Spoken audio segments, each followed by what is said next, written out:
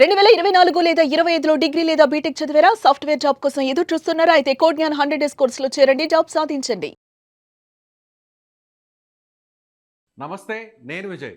ప్రస్తుతం ఇరాన్ మీద జరుగుతున్నటువంటి యుద్ధం, ముఖ్యంగా ఇజ్రాయెల్తో కలిసి అమెరికా పెద్ద ఎత్తున చేస్తున్నటువంటి ఈ దాడుల నేపథ్యంలో అదే స్థాయిలో ఇరాన్ కూడా తిప్పికొడుతుంది. అయితే ఇప్పుడు తాజాగా ఇరాన్ మీద జరుగుతున్నటువంటి ఈ దాడిని వ్యతిరేకిస్తూ ఇప్పుడు చైనా కూడా సీన్లోకి వచ్చింది. చైనా కూడా ఇప్పుడు ఇరాన్కి సపోర్ట్గా ఒక ప్రకటన కూడా చేసింది.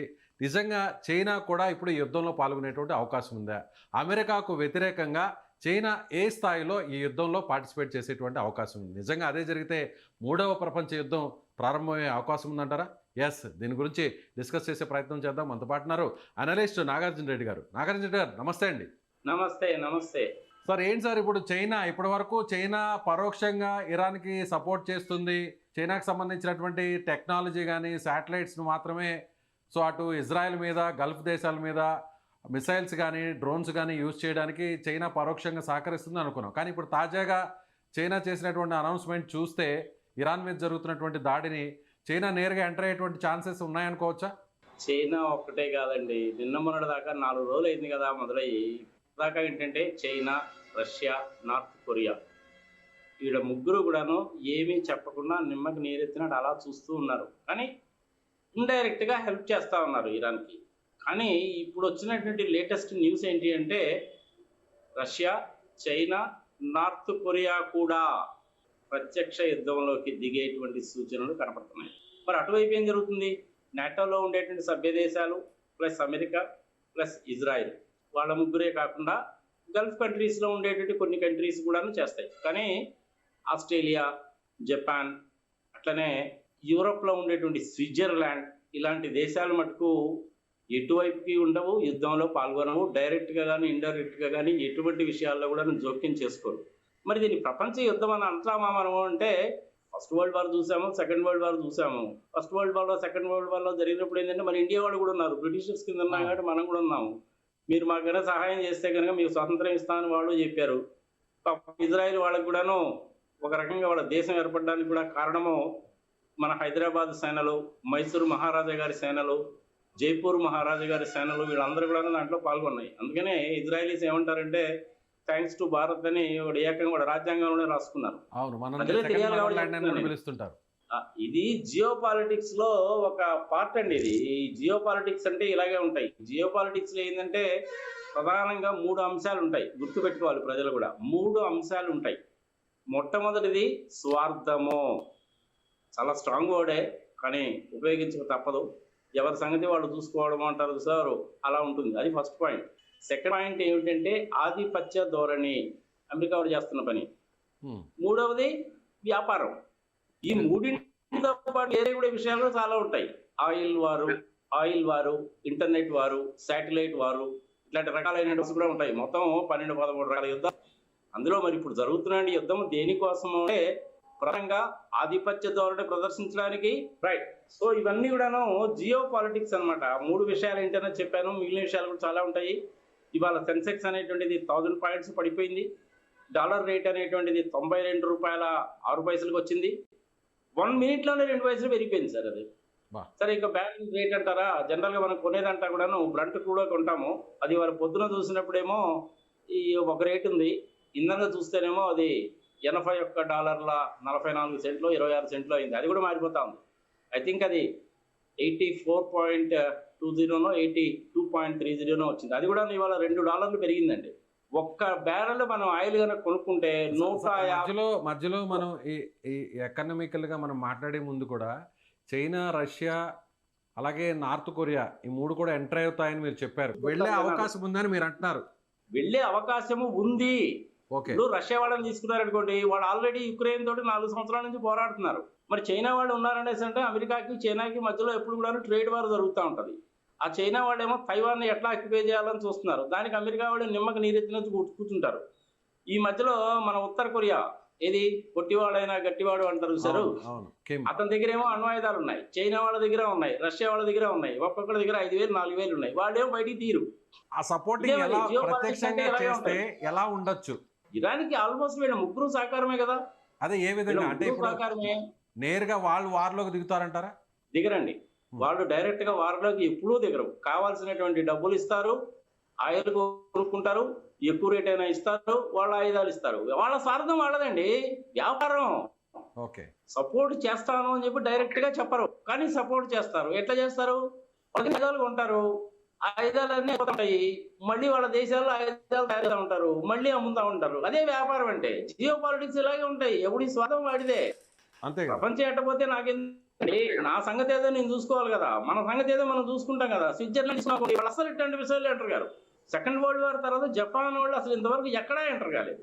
ఆస్ట్రేలియా వాళ్ళు అంతే ఎక్కడా ఎంటర్ కాలేదు. యూరోప్ లో ఉండే కొన్ని దేశాలు కూడాను ఎంటర్ కావు. వాళ్ళు ఏదో ఫ్రాన్స్, జర్మనీ వీళ్ళందరూ కూడా మేము కూడా ఉన్నామని అంటారు. కానీ ట్రంప్ గారు కనుక మేము కూడా ఉన్నాం అనకపోతే ట్రంప్ గారు మొట్టికాయలు వేస్తాడు. అందుకని సరే మేము కూడా ఉన్నామండి అంటారు.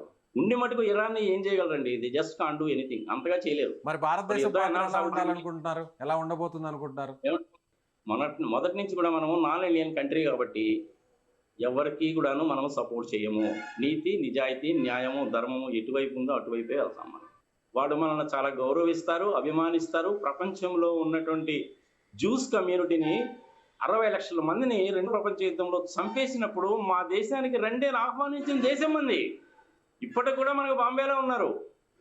2008లోనో 2009లోనో బాంబే తాజ్ మహల్ హోటల్ మీద జరిగింది. అది జ్యూస్ కమ్యూనిటీకి పక్కనే జరిగింది. అది ఆ జ్యూస్ కమ్యూనిటీ వాళ్ళందరూ కూడా నా తాజ్ హోటల్లోనే మీటింగ్ పెట్టుకున్నప్పుడే కదా గోలైంది. వాళ్ళని ఆదరించిన దేశము భారతదేశం, మనకి హెల్ప్ చేసేటువంటి దేశము ఇజ్రాయిల్.